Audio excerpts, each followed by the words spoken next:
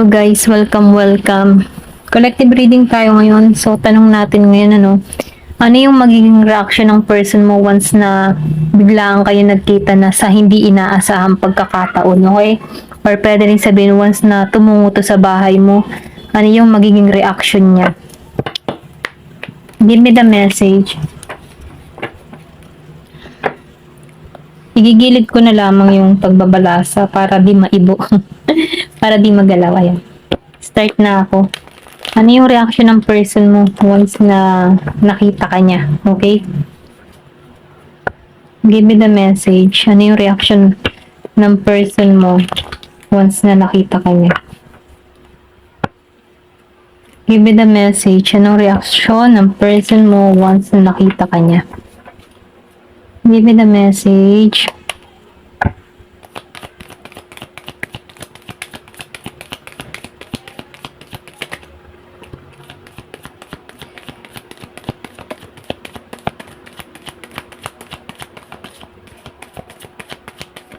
Ayan. Meron dito na the King of Cups reverse, Queen of Swords reverse. Okay? Give me the message. Meron ditong the Hangman.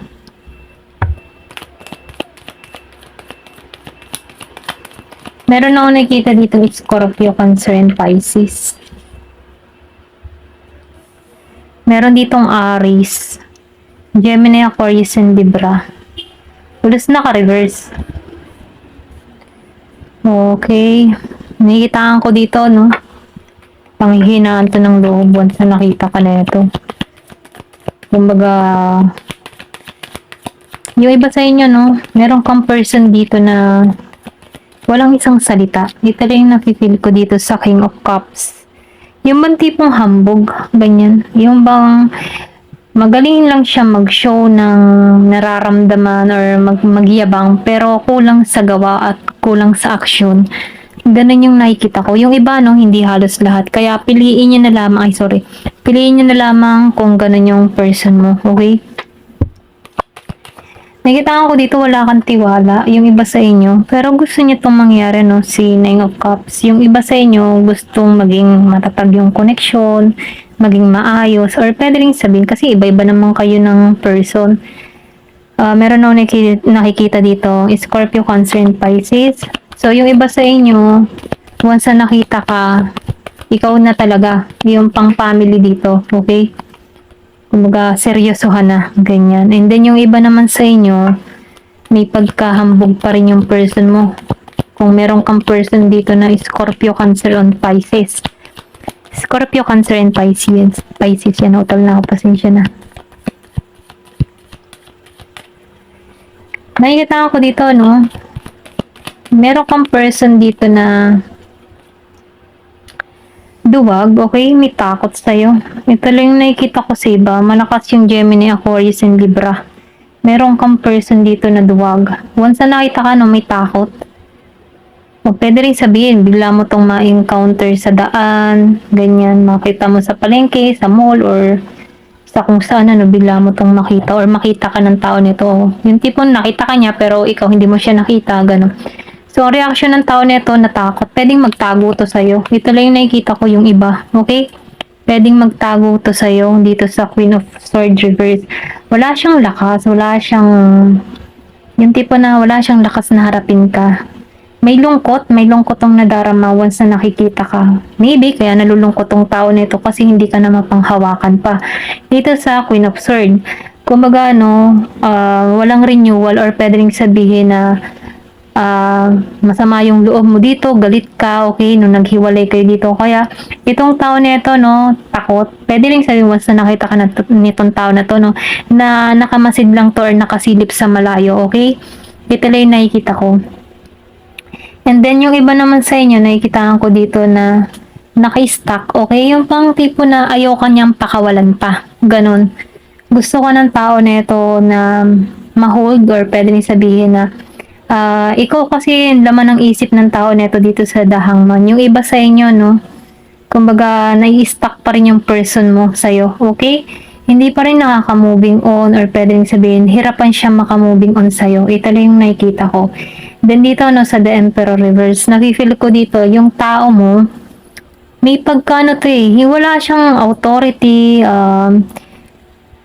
hindi mapagkakatiwalaan sa The Emperor Reverse, ano. Once na nakita ka ng tao nito, ingat ka, okay? Aries energy. Ingat ka sa tao nito kasi hindi siya mapagkakatiwalaan sa kanyang mga sinasabi, okay?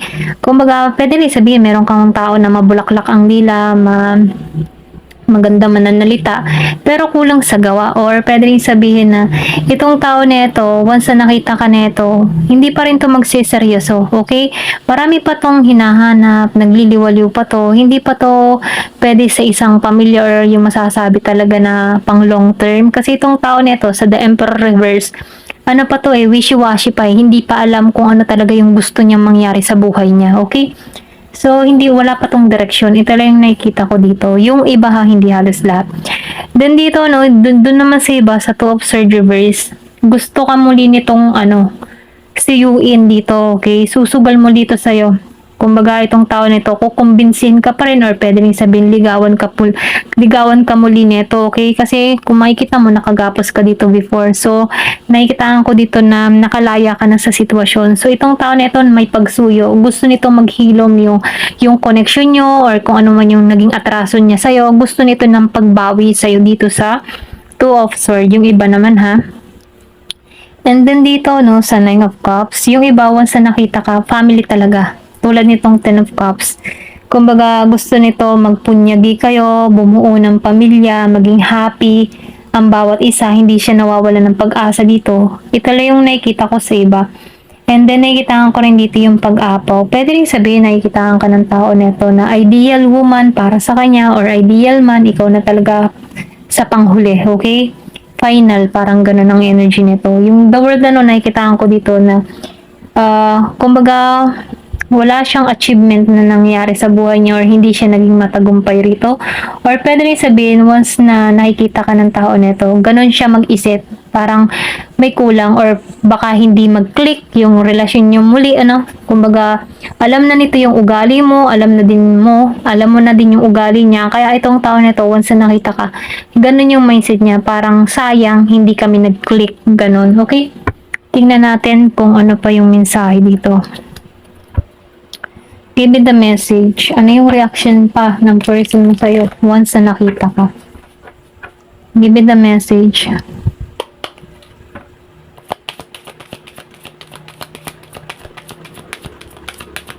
Meron ako nakikita dito Scorpio, Cancer and Pisces, Gemini, Aquarius, and Libra. Okay, and Aries. Malakas ang water sign and air sign. Give me more information sa'yo.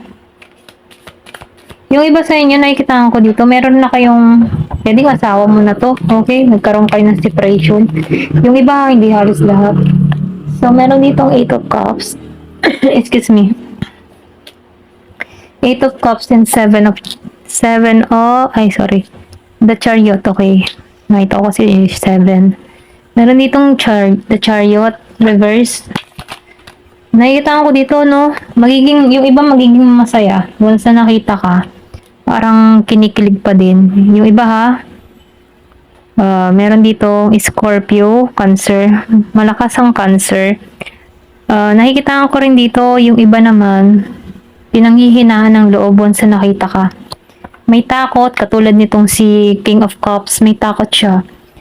Maybe kasi hindi naging matagumpay eh, or pwede rin sabihin may galit din sa yung person mo. Ito lang yung nakikita ko. Meron ako nakikita ditong Cancer and Leo. Kung meron ka mang ganung person, meron tong sama ng loob sa'yo, or pwede rin sabihin ikaw yung may sama ng loob dito. Hindi naging matagumpay yung connection dito sa The Chariot. Kaya once na nakita ka ng tao nito, dismaya, or pwede rin sabihin ikaw madismaya dito. Okay? Pwede rin sabihin madisappoint kayong pareho once na nagkita kayo para mag-ismidan lang kayo. Ito lang yung nakikita ko. And then dito sa 8 of Wands, meron ditong Aries, Leo, Sagittarius. Para siyang kakabahan dito, okay? Yung bang tipo na iba yung mararamdaman ng tao na to. Andun pa rin yung spark. Ito lang yung nakikita ko sa 8 of Wands. Action to, or pwede rin sabihin magpapansin to sa'yo, okay? Kasi nakikitaan ka ng tao na ito na pag-asa, okay? Dito sa 8 of Wands. Gusto nito ng movements or gusto nitong kumilos once na nakita ka. Pwede rin sabihin nagtatago ka dito. Tapos biglaan mo tong makita. Kaya itong tao na ito, once na nakita ka, kikilos talaga to para lapitan ka. Kung meron ka mang binalak na tao, meron kang tinataguan or tinatakasan at nakita mo to, pupuntahan ka nito agad-agad. Ito lang yung nakikita ko. Meron ditong the moon. So, ikaw nafe-feel ko dito na mas sinusunod mo na kasi dito yung instinct mo. Ito lang yung nakikita ko. Kumbaga, ayaw mo na mag-ilusyon para rito. Kumbaga, nilalayuan mo na yung nararamdaman mo sa tao nito. Pinalalaya mo na yung sarili mo. Ito lang yung nakikita ko sa the moon. Kumbaga, mas nakatuon ka sa energy mo. Okay? Malakas yung Scorpio dito. Ayan. Merong Year of the Dog. Give me more information. Ano pa yung mensahe? So, meron ditong The Emperor. Di ba? Dalawang beses lumabas ang The Emperor reverse. So, ibig sabihin, meron ka talagang tao na walang isang salita. Okay? Pwedeng sabihin natin once na nakita ka nito, magpapansin to, ganyan-ganyan, bula-bulahin ka. Pero, hindi pang matagalan, hindi pang long term. Kasi itong tao nito, kung kilala mo na yung tao mo na ganun pa rin siya, okay? Yung iba sa inyo, kung may person kang Aries. Pero hindi naman halos lahat ng Aries, ha? Ikaw nakakalam pag ganun yung person mo, yung parang tipo na walang isang salita, pabago-bago ang isip, ganyan. Give me more information. Parang ang hirap makipagsapalaran para rito, yung ganun ba? Meron ditong Queen of Swords. So, nakikita ko rin dito, once na nakita ka ang reaction dito ng tao mo, talino ang gagamitin niya dito, okay? Kumbaga, grounded to. Ito lang nakikita ko. Pwede rin sabihin na may atraso ka din sa tao mo, kaya sobrang grounded to. Nagiging itong logic once na nakita ka, okay? Hindi to basta-basta. Yung bang tipo na once na nakita ka, hindi niya yung kanyang nararamdaman, kundi nagiging siyang logic sa sitwasyon. Ito lang yung napipil ko. Kumbaga, pag-iisipan niya muna or pwede rin sabihin, wala lang, once na nakita ka. Okay, grounded kasi siya dito. Ito lang yung nakikita ko. O pwede rin sabihin, energy mo to. Ito lang yung nakikita ko dito. Marami kasi siyang natutunan sa nangyari sa inyo. Or pwede rin sabihin, ikaw to. Marami kang natutunan para rito. Kaya sobrang grounded ka. Okay, ito lang yung nakikita ko. Meron dito nagsusuot ng rose quartz. Ayan. Bracelet, rose quartz. Meron din ako nakikita ditong citrine. Okay, meron siya ng sinusot na citrine. Ayan. Meron ditong Page of Wands reverse. Yung iba naman sa inyo, pwede magtago. Katulad nitong sinabi ko kanina sa Queen of Swords reverse. Magtatago to. Kung makikita mo sa Queen of Swords upright and Queen of Swords reverse, yung iba sa inyo, may takot. And then yung isa dito sa Queen of Swords, grounded, nagiging logic at nagiging matalino. Ito lang yung nakikita ko. Dito kasi sa isa, sa Queen of Swords, may takot. May takot na harapin ka. Dito sa Page of Wands, napipil ko dito, itong tao nito, pwede rin sabihin na may pagka-arrogante to or may pagka-mayabang, okay, dito sa Page of Wands. So, ikaw, once na nakita mo to, pwedeng ganun expect mo, mayabang, ganun pa din. Maangas, ganyan. Ito lang yung nakikita ko dito. Give me more information. Pwede rin sabihin, hindi mo na to pagtuunan ng pansin dito, sa Page of Wands. Kasi ganun pa rin yung energy niya, napakayang. Parang hindi matured mag-isip. Toxic lang. Yan. Give me more information. Yung iba, hindi halos lahat. Kung may person ka dito na Leo and Sagittarius. Give me more information. Ano pa yung mensahe? Three of Swords reverse and Four of Cups reverse. Parehong naka-reverse. So, nakikita ko dito, tinatamad ka or pwede rin sabihin, pahinga muna ako sa tao na to. Okay? Kumbaga, dedma ka na lang muna dito sa Four of Cups. Ayaw mo siyang pagtuunan ng pansin. Mas priority mo yung sarili mo. Then, dito, sa Three of Swords reverse, nakikita ko dito na nag-healing ka na sa connection na to eh. Pinalaya mo na yung sarili mo sa pain na nararamdaman mo. Or pwede rin yung person mo, once na nakita ka, wala lang, parang estranghero ka lang. Kasi nag-healing na siya sa'yo. Ito lang yung nakikita ko. Kung meron ka mang person na Gemini, Aquarius, and Libra, nag-healing na to sa'yo. Ito lang yung nakikita ko. And then, sa Four of Cups, Scorpio, Cancer, and Pisces. Malakas yung Cancer. Merong magaganap dito ng first quarter of July. Ito lang yung nakikita ko. Okay? Sa Cancer season, okay? Napipil ko dito na malakas na merong magaganap na first quarter of the month na pwedeng biglaan mo tong makasalubong or pwede rin sabihin na bigla mo tong maalala. Okay, pero nakikita ko dito na ibablock mo sa isipan mo tong tao nito. Hindi mo to pagtutuunan ng pansin.